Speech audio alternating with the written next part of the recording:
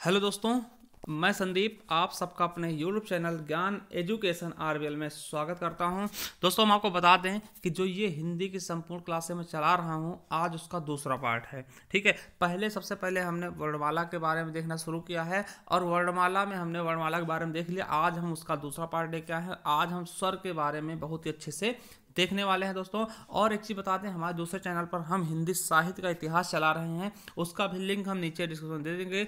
अगर आप चाहते हैं उसे देखना तो उसे भी देख सकते हैं। देखिए, इस पर हम पूरा ग्रामर कंप्लीट कराने वाले हैं, ठीक है, और उस पर हम हिंदी साहित्य कंप्लीट कराएंगे। तो दोनों चैनल से आप बने रहिए और बेल आइकन जरूर प्रेस करना, जिससे कि नोटिफिकेशन आपका आता रहे। और दोस्तों, हम इतना डीपली लेके चलेंगे कि ये जो वीडियो हम बना रहे हैं दोस्तों, इससे बाहर कोई भी क्वेश्चन आने वाला नहीं है। चाहे वो यूपीएसआई हो, लेखपाल हो, यूपी पीसीएस हो, बीईओ हो, वीडियो हो, किसी भी एग्जाम के लिए, टेट सुपर टेट के लिए तो कोई बात ही नहीं है। ठीक है, तो सबके लिए बहुत ज़्यादा इंपॉर्टेंट है। तो आज हमारा ये दूसरा वीडियो है। ठीक है, पहले वीडियो हमने किसके बारे में देखा? वर्णमाला के बारे में देखा, वर्ण क्या होते हैं, शब्द क्या होते हैं। तो इस तरह से थोड़ा थोड़ा देखते हुए तो चलिए आज हम शुरू करते हैं हिंदी का दूसरा पार्ट। और देखिए, ये पूरा वीडियो जब मतलब कि ये हम पूरा कोर्स कंप्लीट कराएंगे, पूरी हिंदी, संपूर्ण हिंदी कंप्लीट कराएंगे इसी चैनल पर दोस्तों, तो बने रहिएगा। तो चलिए शुरू करते हैं आज का दूसरा वीडियो दोस्तों।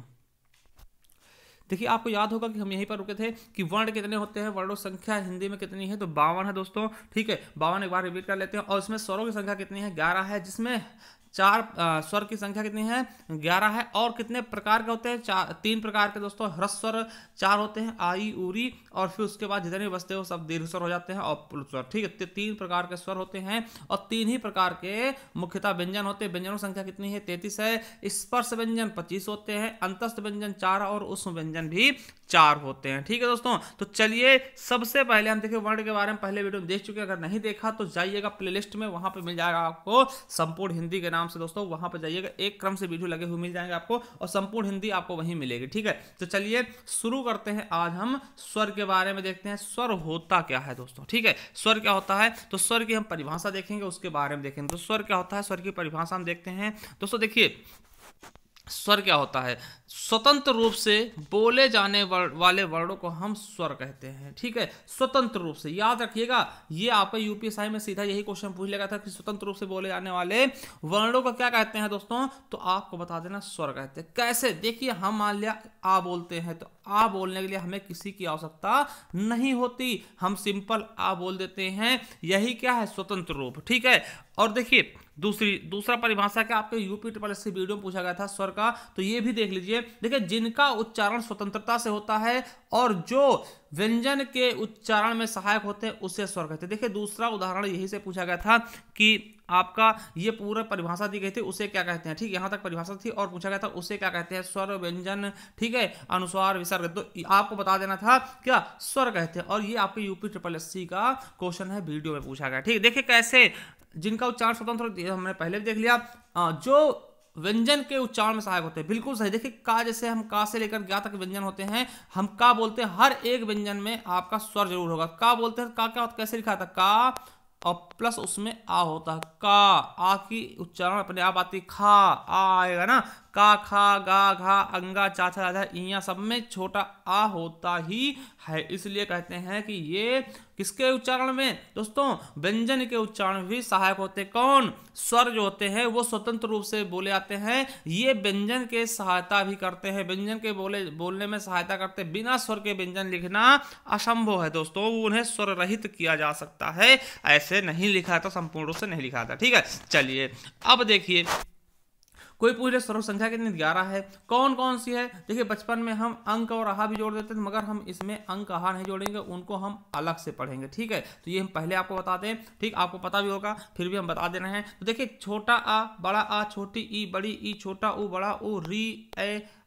ओ, औ। ठीक, तो ये टोटल मिला के 11 हो गए। और यही क्या है? 11 के 11 स्वर है दोस्तों। ठीक है, कभी कभार क्वेश्चन पूछ लेगा कि मात्राओं के आधार, मतलब कितने स्वरों की मात्राएं होती है, तो 10 की ही मात्राएं पाई जाती हैं, 11 की नहीं होती दोस्तों। आपने देखा होगा छोटे आ की कोई मात्रा नहीं होता, आपको दिखा दें। ठीक, तो ये इनकी मात्रा होती है। जैसे बड़े आ की ऐसे लिखते हैं, छोटी ई की ऐसे लिख देंगे, बड़ी ई की ऐसे लिख देंगे, री की नीचे लग जाती है ना, ऊ की छोटे ऊ, बड़ा ऊ, ए और ए और ओ, ठीक है, एक ये हो जाता औ, ठीक, तो ये मात्राएं हो जाती है। तो मात्रा कितने होते हैं टोटल? 10 के ही होते हैं, 11 के नहीं होते। ठीक है, अब इनके मुख्यतः भेद कितने होते हैं उच्चारण के आधार पर। देखिए क्वेश्चन कई सारे पूछाएंगे, बहुत तरीके से पूछाएंगे कि उच्चारण के आधार पर कितने भेद होते हैं, बहुत तरीके से। ठीक, तो आपको बताना उच्चारण के आधार पर दोस्तों 3 होते हैं। कितने? 3 भेद होते हैं। ह्रस्व स्वर जिनकी संख्या 4 होगी, और दीर्घ स्वर जिनकी संख्या 7 होगी, और प्लुत स्वर जिनकी कोई संख्या नहीं होगी दोस्तों। ठीक है, तो चलिए देखते हैं ह्रस्व स्वर के बारे में। किसके बारे में? ह्रस्व स्वर के बारे में दोस्तों। देखिए जिन ह्रस्व स्वर की परिभाषा क्या होगी? जिन स्वरों में उच्चारण में, जिन स्वरों के उच्चारण में हमें कम समय लगता है उन्हें ह्रस्व स्वर कहते हैं। क्या? जिनके उच्चारण जैसे बोलते हैं आ, ई, उ, री, है ना। अब देखिए इनमें बहुत समय कम लग रहा है। अगर वही बड़ा आ बोल रहा हूं आ, तो ज्यादा समय लगेगा, तो वो ह्रस्व थोड़ी होंगे, वो दीर्घ हो जाएंगे। ठीक, तो इसी तरीके से ह्रस्व स्वर में क्या होता है? जिनके उच्चारण में बहुत कम समय लगता है, ठीक है, उन्हें हम ह्रस्व स्वर कहते हैं। देखिए ह्रस्व स्वर को हम और क्या क्या बोलते हैं? तो लघु स्वर भी कहते हैं, छोटा स्वर भी कहते हैं, एक मात्रिक स्वर भी कहते हैं, मूल स्वर भी कहते हैं। ये चीज इंपॉर्टेंट है, याद रखेंगे। मूल, क्योंकि ये किसी से मिलकर नहीं बने होते दोस्तों। ठीक है, किसी से मिलकर बने होते हैं। जैसे अब आप सोचेंगे कि बड़े आ को मूल क्यों नहीं बोलते, तो बड़े आ को भैया वो खुद ही 2 छोटे आ से मिलकर बनता है। ठीक है, ए को क्यों नहीं बोलते हैं? तो ए खुद ही दोस्तों मूल नहीं होता, ये खुद ही इसकी उत्पत्ति होती है आ प्लस ई से। ठीक, तो इस तरीके से केवल मूल स्वर 4 ही हैं जिन्हें हम ह्रस्व बोलते हैं, लघु बोलते हैं, छोटा बोलते हैं, एक मात्रिक बोलते हैं और मूल स्वर बोलते हैं। ठीक है, तो याद रख लेंगे ये मूल क्यों कहलाते हैं, क्योंकि ये किसी से मिलकर नहीं बनते, इनकी उत्पत्ति स्वतः हुई है। ठीक है, चलिए अगला देखते हैं कि दीर्घ स्वर कौन से होते हैं। तो दीर्घ स्वर आपको बता दें जिन स्वरों के उच्चारण में ह्रस्व से ज्यादा समय लगता है। जैसे मान लिया आ, तो ये तो ह्रस्व था, अब बड़ा आ हो गया, तो आ थोड़ा सा ज्यादा समय लगेगा दोस्तों,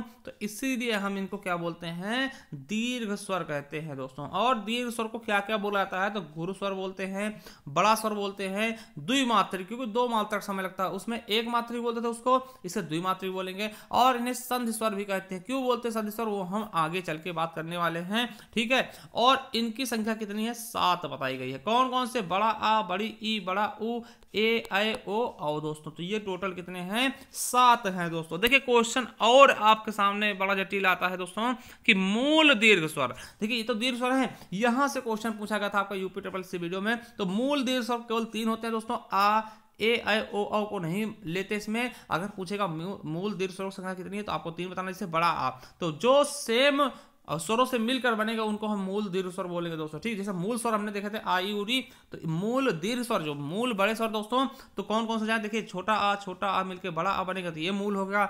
बड़ी ई, छोटी मिलके बड़ी ई हो जाएगा, ये आपका मूल स्वर हो जाएगा, मूल दीर्घ स्वर हो जाएगा। और बड़ा ऊ हो जाएगा, ऊ मिलके। तो यही 3 है दोस्तों मूल दीर्घ स्वर। देखिए क्वेश्चन क्या पूछा गया था आपका यूपी ट्रिपल सी वीडियो में, निम्नलिखित में से कौन सा मूल दीर्घ स्वर नहीं है? तो कौन सा नहीं? देखिए हमने देखा बड़ा आ क्या है? छोटे आ छोटा मिलकर बनता है, और बड़ी ई छोटी ई से मिलकर बनेगा, और बड़ा ऊ छोटा ऊ से मिलकर बन जाएगा, मगर ओ नहीं होगा। ये संयुक्त स्वर जैसा है, तो इसीलिए यही हमारा सही आंसर था। यूपी ट्रिपल एससी वीडियो 2018 का क्वेश्चन था। ठीक है, तो आपने देख लिया ह्रस्व स्वर और दीर्घ स्वर। देखते हैं प्लुत स्वर क्या होते हैं। क्या दोस्तों? प्लुत स्वर क्या होते हैं? ठीक है, देखिए प्लुत स्वर क्या होते हैं? जिन स्वरों के उच्चारण में, क्या? जिन स्वरों के उच्चारण में हमें तिगुना समय लगता है उन्हें हम प्लुत स्वर कहते हैं दोस्तों। देखिए प्लुत स्वर को हम त्रिमात्रिक बोलते हैं, क्योंकि बहुत ज्यादा समय लगता है, 3 मात्रा का लगभग समय लग जाता है, इसीलिए इनको हम त्रिमात्रिक भी कह देते हैं। और देखिए इनका प्रयोग मंत्र जाप या फिर दूर बुलाने या पुकारने के लिए क्या आता है दोस्तों। ठीक है, और इनका हिंदी भाषा में प्रयोग बहुत कम होता है। ठीक है, संस्कृत में ज्यादा होता है। ठीक, तो आपने देखा होगा ओम, जैसे ओम, तो ओम जो ये लगता है ना बड़ी देर तक, जैसे कोई चिल्लाता राम कहाँ हो ना, तो ये ऐसे आवाज आती है राम, तो वही क्या होता है दोस्तों प्लुत स्वर। किसी चीज को ज्यादा खींचने के लिए, ज्यादा समय तक खींचने के लिए हम प्लुत स्वर का इस्तेमाल कर ही लेते हैं। ठीक दोस्तों, तो इस तरीके से हम देखते हैं। ठीक, चलिए अब आगे देखते हैं आगे क्या है दोस्तों स्वर के बारे में। अब देखते हैं संयुक्त स्वर। ठीक है, संयुक्त स्वर पूछा था, ये यहाँ से भी अब क्वेश्चन बनते हैं। तो संयुक्त स्वर का होता है, जैसे संयुक्त व्यंजन देखते हैं, संयुक्त बहुत सी चीजें देखते हैं संयुक्त। तो संयुक्त क्या होता है? जब किसी चीज से मिलकर बने, तो कह सकते हैं कि 2 स्वरों की रचना अलग अलग स्वरों के मिलने से होती है तो उन्हें हम संयुक्त स्वर कहते हैं। देखिए मिलते तो जैसे बड़ा आ है ये भी तो मिल के बना है, ठीक है, बड़ा आ भी तो मिल के बना है, छोटा आ प्लस छोटा, मगर अलग अलग स्वरों से मिलके बनने चाहिए। क्या?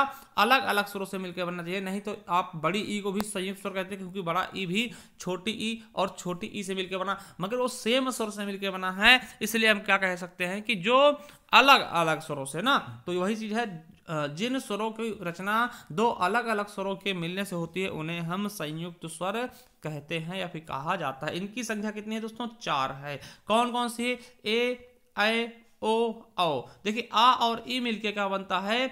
ए बनता है, और आ और ए मिलके क्या बनता है? ए बनता है। ओ किससे मिलके बनेगा? आ प्लस ऊ से, और औ मिलेगा आ प्लस ओ से दोस्तों। अब देखिए इनके उच्चारण स्थान की बात कर लेते हैं तो ये भी इसी वक्त याद रख लेना। देखिए आ का उच्चारण स्थान क्या होता है? कंठ, और ई का क्या होता है? तालु दोस्तों, ठीक, इसीलिए इसको हम कंठताला भी बोलते हैं। तो ये भी दोनों क्या हो जाते हैं? ये कंठताला भी हो जाते हैं। और देखिए ओ किससे मिलके बनता है? आ और ऊ से, तो आ किस का उच्चारण स्थान क्या होता है? कंठ, और ऊ का क्या होता है? ओष्ठ, तो इनको हम दोनों को कंठोष्ठ बोल देते हैं, ठीक। तो ये चीज भी आपको बिल्कुल अच्छे तरीके से याद रखनी है क्योंकि यहां से भी क्वेश्चन आपके एग्जाम में पूछ लिए जाते हैं दोस्तों, ठीक है। देखिए एक चीज और देखते हैं दोस्तों कि देखिए आगत स्वर क्या है। एक आगत स्वर भी आपके इसमें, देखिए आगत स्वर को ही विदेशी स्वर भी कहते हैं और मेहमान स्वर भी आगत स्वर को कहा जाता है दोस्तों। देखिए आपने देखा होगा ये और ये, इसको हम क्या बोलते हैं दोस्तों? जैसे कॉलेज में हम इसका प्रयोग करते हैं, जैसे कॉलेज लिखना तो कॉलेज में क्या करते हैं? ये प्रयोग कर लेते हैं दोस्तों, ठीक। तो इसे क्या बोलते हैं? हम अर्धचंद्र बिंदु बोलते हैं और इसको चंद्र बिंदु बोलते हैं। देखिए ये सेंटेंस में अर्धचंद्र बिंदु है डॉक्टर में, कॉलेज में, और चांद आंख में क्या है दोस्तों? चंद्र बिंदु है। क्या दोस्तों? चंद्र बिंदु है। तो इसे हम क्या बोलते हैं? तो इन्हें हम आगत स्वर बोलते हैं। ये मूल स्वरों में नहीं आते दोस्तों, ये अपने 11 स्वर में नहीं आते, इनको अलग से रखा गया, ठीक है। देखिए एक चीज और याद रखेंगे कि वर्णमाला का एकमात्र वर्ण जो अंग्रेजी भाषा का है, तो ये वाला वर्ण जो है ये अंग्रेजी भाषा का है। क्या दोस्तों? ये वाला वर्ण जो है ये अंग्रेजी भाषा का है, तो ये भी आप याद रख लेंगे बिल्कुल अच्छे तरीके से। चलिए तो देखिए अब देखते हैं हम दूसरे आधार पे क्या। अब देखिए जाति के आधार पे स्वरों का विभाजन देखते हैं, बहुत ही इंपॉर्टेंट। देखिए हर एक तरीके से हम इनका विवरण करेंगे दोस्तों, इस तरह से बांटेंगे, ठीक। तो जाति के आधार पे देखते हैं हम स्वरों का अगर विभाजन करते हैं दोस्तों, तो जाति के आधार पर स्वरों को 2 भागों में बांट सकते हैं। कितने दोस्तों? हम 2 भागों में बांट सकते हैं, सजाति और विजाति, ठीक। देखिए सजाति क्या होते हैं? पहला क्या है? सजाति स्वर। सजाति क्या होते हैं? समान जाति के होने के कारण इनको हम सजाति स्वर कहते हैं। समान जाति क्या? जैसे देखिए आ हो गया तो बड़ा आ, ये क्या है? सजाति है दोस्तों, क्या है? समान जाति के, तो इन्हें हम क्या बोलते हैं? सजाति स्वर। देखिए ये 3 जोड़े में होते हैं, जैसे छोटा आ बड़ा आ, छोटी ई बड़ी ई, छोटा ऊ बड़ा ऊ। तो जात के आधार पे क्वेश्चन पूछेगा कि जात के आधार पे स्वरों संख्या कितनी है, स्वरों को कितने भागों में बांटा जाता है? तो 2 भागों में। कौन कौन से? सजाति, ठीक है। दूसरा कौन सा हो जाएगा आपका?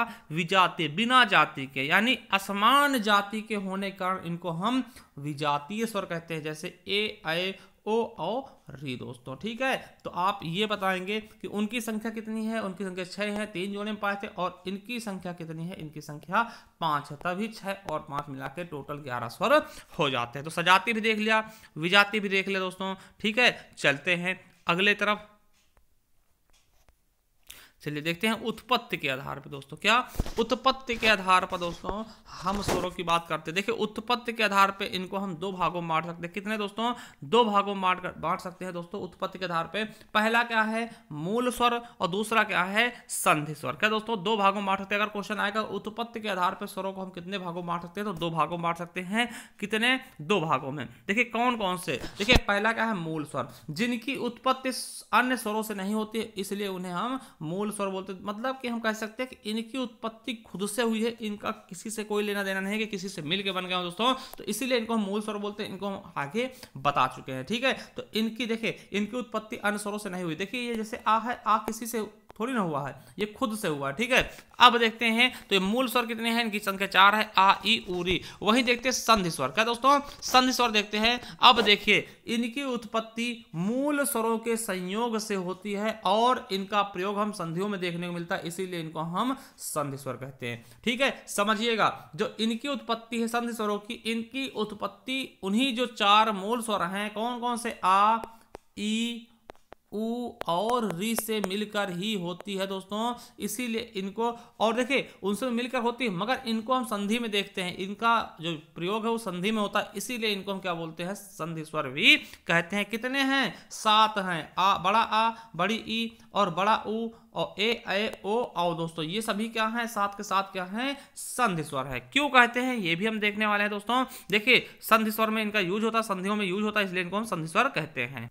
ठीक है, देखते हैं। देखिए आपने देखा होगा जैसे बड़ा, हमने क्या बोला कि टोटल 7 हैं, बड़ा आ, बड़ी ई, बड़ा ऊ, ए ओ आओ, तो इनको हम क्या बोलते हैं, संधि स्वर। क्यों बोलते हैं वो भी हम बताने वाले हैं। देखिए संधि स्वर का प्रयोग कहाँ कहाँ होता है। देखिए जैसे आपने देखा बड़ा आ, छोटा आ और छोटा आ मिलके बड़ा आ बनता है, ये आपका दीर्घ स्वर संधि का सूत्र है ना, तो बड़ा आ मिल गया। वहीं बड़ी ई और बड़ा ऊ, ये तीनों देखते हैं, ये तीनों किसके, दीर्घ स्वर संधि के उदाहरण है। तो देखिए छोटा मिलके बड़ा आ हो गया, छोटी ई मिलके बड़ी ई हो गई, और छोटा ऊ मिलके बड़ा ऊ हो गया। तो ये दीर्घ स्वर संधि में आपने देखा होगा, अगर नहीं देखा तो आगे चल के देखने को मिलेगा भी। अब देखिए वहीं एक ऐसे बना है दोस्तों, तो ए आ और ई मिलके ए बन गया, ये गुण संधि का उदाहरण हो गया। और वहीं आई किससे मिलकर बना है, तो आ और ए मिलके आई बन गया, ये वृद्धि संधि का उदाहरण है। और आ प्लस ओ मिलकर दोस्तों ओ बन गया, ये आपका गुण संधि का उदाहरण है। और आ प्लस ओ मिलके औ हो गया, ये आपका वृद्धि संधि का उदाहरण है दोस्तों। तो देखिए संधि आप देख चुके हैं, पूरी संधि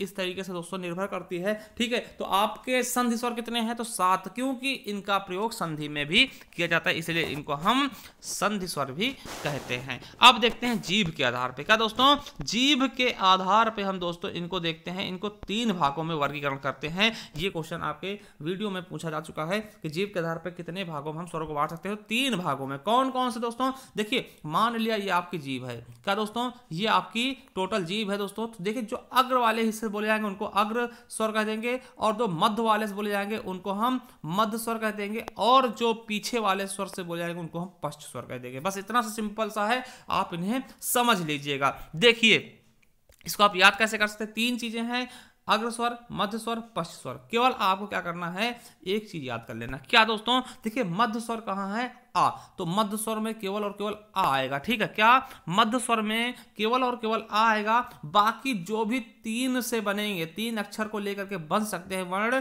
ठीक है, वो सभी तीसरे नंबर यानी पश्च स्वर में आ जाएंगे। इतना याद रख लेना, केवल आ को छोड़ करके जो भी 3 से बनेंगे वो पश्च स्वर में आएंगे, बाकी सब अग्र स्वर में आ जाएंगे। जैसे आप समझ रहे होंगे 3 क्या होता है। देखिए जैसे आप 3 से क्या, बड़ा आ 3 हम लिखा, अब बड़ा आ 3 से बन जाएगा। वहीं ऊ क्या है, ऊ भी तो 3 से बन जाएगा, 3 लिखा उसके ऊपर डंडी, बड़ा ऊ भी तो 3 से बन जाएगा, ओ भी 3 से बन जाएगा, क्यों, हाँ बन गया। और औ भी बन जाएगा 3 से, बिल्कुल बन जाएगा, 3 लिखा, और ठीक है, तो औ भी बन जाएगा, और ये भी बन जाएगा 3 से। ठीक, तो 3 जहां जिसमें 3 मतलब कि गणित का 3 अक्षर जो होगा, 3 अक्षर जो होगा वो निहित होगा, वो आपका पश्च स्वर में आ जाएगा। देखिए आ भी बन जाएगा छोटा, मगर इसको आप, हमने पहले बोला कि इसको याद कर लीजिएगा, ये मध्य स्वर में आएगा, और जो बाकी 3 से नहीं बनेंगे वो आपके अग्र स्वर में आ जाएंगे। तो याद रखेंगे, ठीक है, अग्र स्वर में जो 3 से नहीं बनेंगे यानी आ ई ए आए, है ना, सॉरी छोटी ई, बड़ी ई, ए आए, री क्या आ जाएगा, आपका अग्र स्वर हो जाएगा, क्योंकि ये इसमें 3 से हम इनको नहीं बना सकते, 3 अक्षर गणित के 3 अक्षर से नहीं बना सकते हैं। और देखिए मध्य स्वर में केवल और केवल आ आएगा, बाकी जो 3 से बन जाएंगे दोस्तों वो तीसरे वाले स्वर में आ जाएंगे, मतलब पश्च स्वर में आ जाएंगे। बड़ा आ, ऊ, बड़ा ऊ, ओ, औ और आ दोस्तों, ये किस में हो जाएंगे, पश्च स्वर में आ जाएंगे। ठीक है, चलिए अगला देखते हैं होस्ट के आधार पे दोस्तों। क्या, होस्ट के आधार पे दोस्तों देखते हैं। देखिए होस्ट के आधार पे क्या होता है दोस्तों, ओंठ खुलने के आधार पे। ठीक है, तो देखिए जब हम कोई चीज देखते हैं दोस्तों, क्या ओष्ठ के आधार पर स्वरों को 2 भागों में बांटते हैं। कितने दोस्तों, ओंठ के आधार पर हम स्वरों को 2 भागों में बांटते हैं, ये आपको पता होना चाहिए, वृत्तमुखी, अवृत्तमुखी। देखिए वृत्तमुखी का होता है जब हम कोई चीज बोलते हैं दोस्तों, तो होंठ का हमारा गोल हो जाना, जब गोल हो जाएगा दोस्तों उसे वृत्तमुखी कहेंगे, और जब गोल नहीं होगा दोस्तों, होंठ फैल के बोलेंगे, तो उन्हें हम क्या बोलेंगे, अवृत्तमुखी। देखिए इसे याद नहीं करना, केवल आपको बोल देखना। चलिए देखिए वृत्तमुखी का होता है ऐसे स्वरों के उच्चारण में होस्ट गोलाकार हो जाता है। अब देखिए ऊ बोलिए, ऊ बड़ा ऊ, ओ बड़ा औ और आ दोस्तों, इनमें आपका होंठ क्या होगा, गोल जैसा हो जाएगा ना, ओ। अब ई बोलेंगे, ई में होंठ फैल जाएंगे। ठीक, तो ये चीजें आप खुद से करके देखेंगे तो खुद ही पता चल जाएगा, रटने की जरूरत है ही नहीं। आपसे पूछेंगे ऊ क्या है, तो ऊ बोलेगा, होंठ क्या होंगे, गोल हो जाएंगे, गोल जैसे हो जाएंगे, बड़ा ऊ, है ना, ओ आओ। अब बाकी इनके अलावा कोई भी आप वर्ण बोलेंगे तो आपके होंठ फैल जाएंगे। ठीक, तो ये क्या होते हैं, वृत्त बन जाएगा। ठीक है, गोल हो जाएंगे, इसलिए इनको वृत्तमुखी बोलेंगे। दूसरा देखते हैं आवर्तमुखी का होता है दोस्तों, तो ऐसे स्वर जिनके उच्चारण में होस्ट क्या है, गोलाकार नहीं होते, उन्हें हम आवर्तमुखी बोलते हैं। जैसे बड़ा आ, छोटा आ, बड़ा आ, छोटी ई, बड़ी ई, री, ए, आए, तो इनको याद रख लेंगे। ये आवर्तमुखी होते हैं क्योंकि आप खुद बोल के देखेंगे तो होंठ गोले नहीं होंगे दोस्तों, ठीक है। चलिए अब देखते हैं मुख के आधार पर दोस्तों, क्या मुख के आधार पे दोस्तों वर्गीकरण। देखिए मुख के आधार पे इनको हम 4 भागों में बांटते हैं। कितने? 4 भागों में बांटते हैं। और ये भी आपके यूपी ट्रिपल एससी में पूछा गया क्वेश्चन है, ठीक है। तो याद रखेंगे एक एक क्वेश्चन आपके एग्जाम से लिए बहुत ही ज्यादा इंपॉर्टेंट। जब हम इनका टेस्ट देखें तब आपको समझ में आएगा भैया हमने कितना पढ़ लिया है और इससे बाहर कुछ आने वाला ही नहीं है दोस्तों। देखिए इनको हम 4 भागों में बांटते हैं। पहला है विवृत्त स्वर। विवृत्त क्या होता है दोस्तों? आपको पता होगा कि इनके उच्चारण में मुख द्वार पूरा खुला, विवृत्त मतलब क्या? पूरा खुला रहे, ठीक है। अब देखिए आ क्या है? विवृत है। अगर आप आ बोलेंगे पूरा का पूरा मुंह आपका खुल जाएगा। जैसे आप कहीं जाते हैं दोस्तों, ठीक है, आपके मुंह में कोई प्रॉब्लम होती है, डॉक्टर के पास जाते हैं, आप डॉक्टर बोलेगा क्या कि आ बोलो। आ क्यों बुलवाता है? बड़ा आ क्यों बुलवाता है? क्योंकि दोस्तों आपका एक ऐसा ही ये स्वर है जिससे आपका पूरा मुंह खुल जाएगा और डॉक्टर अंदर की गतिविधियों को देख लेगा, ठीक है। इसीलिए आप जाते हैं, बोलते हैं बेटा आ करो, आ, है ना। तो आ बोलते हो आप तो पूरा मुंह आपका खुल जाता है और डॉक्टर सब कुछ अंदर मुख में क्या करता है? झांकता है, ठीक है। तो ये चीजें इसलिए याद रखेंगे क्योंकि विवृत का होता है पूरा मुंह खुल जाना। तो आ एक ऐसा, बड़ा आ ही एक ऐसा है जिसमें पूरा मुंह खुलेगा। अब देखिए बड़े आ में पूरा खुल रहा है, तो यानी आ किससे मिलकर होता है? आ प्लस आ से ना, बड़ा आ। तो जो अगर एक आ होगा तो वो अर्ध विवृत होगा। तो याद रखेंगे अर्ध विवृत क्या होता है दोस्तों? जिसके उच्चारण में मुख द्वार आधा खुला रहे। देखिए आप खुद बोल देखें आ, ए, औ, है ना। तो ये क्या होता है दोस्तों? ये अर्धविवृत होते हैं। इनमें केवल और केवल आधा मुंह ही खुला रहता है, इसीलिए इनको अर्धविवृत बोलते हैं। अब देखिए समृत क्या होते हैं? समृत हम मुंह बंद करके बोल सकते हैं दोस्तों, ठीक है। याद रखेंगे समृत मतलब क्या? बंद, ठीक है। जिनके उच्चारण में मुख द्वार लगभग बंद रहता है दोस्तों उन्हें हम समृत स्वर कहते हैं। जैसे ई, बड़ी ई, ऊ, बड़ा ऊ और री, इनमें बहुत ही कम खुला रहता है मुंह दोस्तों, एकदम लगभग बंद के बराबर ही रहता है दोस्तों, ठीक। तो इसलिए इनको क्या बोलेंगे? समृत स्वर बोलेंगे। अब देखिए अर्ध समृत स्वर क्या होते हैं? जिनमें आधा मुख बंद रहे, थोड़ा सा खुलेगा, ए, ओ, है ना। बोल के देखेंगे आप तो खुद ही आपको पता चल जाएगा, आइडिया आपको लग जाएगी दोस्तों, ठीक। तो इस तरह से बोल के आपको देखना है, ठीक। और यहां से क्वेश्चन आपका पूछा जाएगा, ठीक है, पूछा आता है, तो इसलिए इसको जरूर याद कर लेंगे दोस्तों, ठीक है। तो आपको पता है, ठीक। तो अब देखिए आपको बताया दोस्तों कि ये जो भी आपके लिए था बहुत ही इंपॉर्टेंट था। तो स्वर के बारे में हमने देख लिया बिल्कुल अच्छे दोस्तों। तो अब नेक्स्ट वीडियो हम क्या देखने वाले दोस्तों? अयोग वाह यानी अंक और आहा के बारे में देखेंगे और हम किसकी? व्यंजन की शुरुआत कर देंगे, ठीक दोस्तों। तो आपको मिलेंगे हम नेक्स्ट वीडियो में। उसके पहले हम आपको कुछ बता दें कि अगर आपकी कोई वीडियो छूट गई हो तो आप हमारे चैनल से जुड़े हैं तो आप प्लेलिस्ट में जाइएगा, वहां पर आपको दोस्तों बिल्कुल अच्छे से, बहुत ही अच्छे से दोस्तों सब कुछ एक सिरे से लगा हुआ मिल जाएगा दोस्तों। और अभी केवल दूसरा ही वीडियो है, अब वीडियो निकलते जाएंगे, इसलिए आप अच्छे से नोट्स बनाइए अपने खुद के, ठीक है, जिससे आप अच्छे से तैयारी कर सके। और हमारे नए चैनल पर जाइए ज्ञान आरवीएल, उसमें आपको साहित्य की क्लासें मिल जाएंगी, ठीक है। तो चलिए अगर आप हमारे चैनल पर नए हैं तो सब्सक्राइब जरूर करना, बेल आइकन जरूर प्रेस कर लेना, क्योंकि अब रेगुलर आपके लिए वीडियो हम लेकर के आते रहेंगे। थैंक यू, धन्यवाद दोस्तों।